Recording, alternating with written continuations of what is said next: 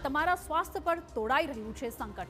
ભેળસેળિયા તત્વોને ડામવા માટે સમયાંતરે તંત્ર દ્વારા કાર્યવાહી હાથ ધરાતી રહે છે, પણ હકીકત એ છે કે લેભાગુ તત્વોને તેમની કરતૂતોથી બાજ નથી આવી રહ્યા અને રાજ્યના વિવિધ વિસ્તારોમાંથી લોકોના સ્વાસ્થ્ય સાથે ખુલ્લેઆમ ચેડાની ઘટનાઓ સામે આવી રહી છે. ગુણવત્તાના દાવાઓ કરી ગ્રાહકોને વસ્તુઓ વેચવામાં આવે છે, પરંતુ ઊંચી કિંમત ચૂકવ્યા બાદ પણ મળેલી વસ્તુ શુદ્ધ જ હશે કે કેમ તેની કોઈ જ ગેરંટી નથી અને તેની સાબિતી આપની સ્ક્રીન પર દેખાતી આ તમામ તસવીરો આપી રહી છે. એક તરફ નકલીનો રાફડો ફાટ્યો હોય તેવી સ્થિતિ સર્જાઈ છે અને બીજી તરફ સ્વચ્છતાના લીરેલીરા ઉડાવી ગ્રાહકોના સ્વાસ્થ્ય સાથે ચેડા કરાઈ રહ્યા છે. સુરતમાં નકલી ઘીનો વેપલો કરતી ફેક્ટરીનો પર્દાફાશ થયો છે, તો તાપી રેસ્ટોરન્ટના સૂપમાં જીવાત નીકળતા અનેક સવાલો ઊભા થઈ રહ્યા છે. અને આ તરફ રાજકોટમાં પણ પ્રસિદ્ધ બાલાજી થાળમાં 150 કિલો અખાદ્ય જથ્થો મળી આવતા તેનો નાશ કરાયો છે. ઉલ્લેખનીય છે કે ગઈકાલે પણ આવી જ ચોંકાવનારી તસવીરો રાજકોટ તેમજ મહેસાણામાંથી સામે આવી અને શોભાસણ ગામે પણ ફૂડ વિભાગના દરોડા દરમિયાન 990 કિલો અખાદ્ય કેરીનો જથ્થો મળી આવ્યો હતો. સૌથી પહેલા વાત કરવાની છે સુરતની, જ્યાં કામરેજમાંથી શંકાસ્પદ ઘીની ફેક્ટરીનો પર્દાફાશ થયો છે. નવાગામ જીઆઈડીસીમાં નકલી ઘીનો વેપલો ચાલતો હોવાનો ખુલાસો થયો છે.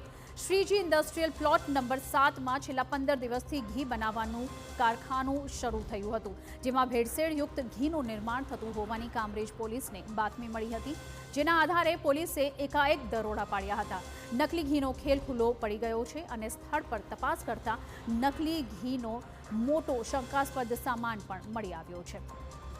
સસ્તા રિફાઇન્ડ ઓઇલના 15 ડબ્બા, 140 કિલો ક્રીમ, ભેંસના ઘીનો 1 ડબ્બો અને તેમજ ગાયના ઘીનો 1 ડબ્બો પણ મળી આવ્યો હતો. આરોગ્ય નિષ્ણાતોના મતે હલકી ગુણવત્તાના તેલ અને ક્રીમમાં ચોક્કસ પ્રકારના એસેન્સ તેમજ કેમિકલ ભેળવીને તેને આબેહૂબ રીતે અસલી ઘી જેવી સુગંધ અને દેખાવ અપાતો હોય છે અને ફેક્ટરી માલિકે કોઈ પણ પ્રકારની મંજૂરી લીધી હતી કે કેમ તેમજ ઘી બનાવીને ક્યાં વેચાતું હતું તે દિશામાં પણ તપાસ હાથ ધરવામાં આવી છે. સુરત ફૂડ એન્ડ ડ્રગ્સ વિભાગને આ અંગે સત્તાવાર જાણ કરી અને મળેલો જથ્થો સીઝ કરવામાં આવ્યો છે. ઊંચી રકમ ચૂકવ્યા બાદ પણ ગ્રાહકોની થાળીઓમાં જે ખાદ્ય ખાવાની વસ્તુઓ પહોંચી રહી છે તેને લઈને સવાલો ઊભા થઈ રહ્યા છે. સુરતના કામરેજમાંથી જ વધુ એક ચિંતાજનક ઘટના સામે આવી છે. અહીંની તાપી રેસ્ટોરન્ટમાં એક ગ્રાહકને કડવો અનુભવ થયો છે.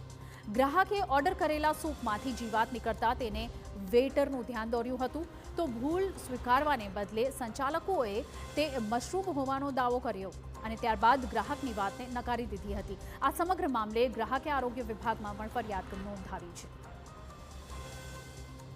તો આ તરફ રાજકોટમાં સતત બીજા દિવસે આરોગ્ય વિભાગે કાર્યવાહી હાથ ધરી હતી.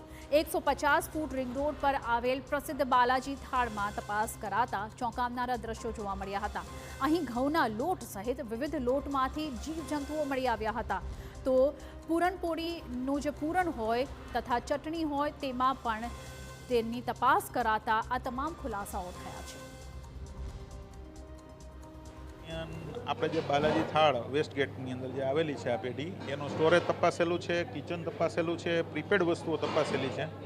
એની અંદર ખાસ કરીને જે કાચા માલમાં ઉપયોગમાં લેવાતા લોટ અને અમુક દાળમાં એમાં જીવાત જોવા મળી છે, ધનાડા જેવી. એટલે અત્યારે આપણે એ લોટનો નાશ કરશું, પડતર વસ્તુઓનો. ઉપરાંત આપણે પૂરણપોળીનો મસાલો છે, ચટણી બનાવેલી છે અમુક જે છે, એનો અંદાજિત 100 કિલો જેટલું એ પણ. આરોગ્ય વિભાગ દ્વારા કુલ 150 કિલો અખાદ્ય જથ્થાનો સ્થળ પર જ નાશ કરાયો છે અને બીજી તરફ સમગ્ર મામલે બાલાજી થાળના સંચાલક બચાવ કરતા નજરે પડ્યા. દાવો છે કે રેસ્ટોરન્ટમાં ચોખ્ખાઈનું પૂરું ધ્યાન રાખવામાં આવે છે અને કરિયાણાના વેપારીને ત્યાંથી આવેલ અનાજમાં ધનેડા હતા. અહીં ઉલ્લેખનીય છે કે રાજકોટમાં મેયરના આદેશ બાદ આરોગ્ય વિભાગ એક્શનમાં આવ્યું છે અને ગઈકાલે પણ ફૂડ શાખા દ્વારા શહેરના વિવિધ વિસ્તારોમાં તપાસ હાથ ધરવામાં આવી હતી. પાપા લુઈસ પિઝા સહિતના એકમોમાં તપાસ કરાતા રસોડામાં ભારે ગંદકી અને અખાદ્ય વસ્તુઓનો જથ્થો મળી આવ્યો હતો. ફૂડ એન્ડ સેફટી ઓફિસર દ્વારા સ્થળ પર જ 80 થી 90 કિલો જથ્થાનો નાશ કરાયો. આ તરફ રસના રસિયાઓ માટે ચેતવણીરૂપ ઘટના સામે આવી છે મહેસાણામાંથી. આપને જણાવી દઈએ કે શોભાસણ ગામમાં જે સકર ડેરીમાં ફૂડ વિભાગે દરોડા પાડ્યા હતા, ત્યાં તપાસ કરાતા 990 કિલો જેટલી અખાદ્ય કેરી મળી આવી હતી અને આ કેરી સહિત 170 કિલો કેરીનો રસ, 120 લીટર પેપ્સી મળી આવી હતી અને કુલ 1200 કિલો મુદ્દામાલ જપ્ત કરવામાં આવ્યો છે. તો આ તરફ આરોગ્ય પ્રધાને પ્રફુલ્લ પાનસેરિયાએ જણાવ્યું હતું કે ભેળસેળ કરનારનો સામાજિક બહિષ્કાર ખૂબ જ જરૂરી છે અને એટલે જ હાલ એક ખાસ ડ્રાઈવ ચલાવવામાં આવી રહી છે. ખાદ્ય વસ્તુઓમાં ભેળસેળ કરનારાઓ સામે કડક પગલાં લેવાશે.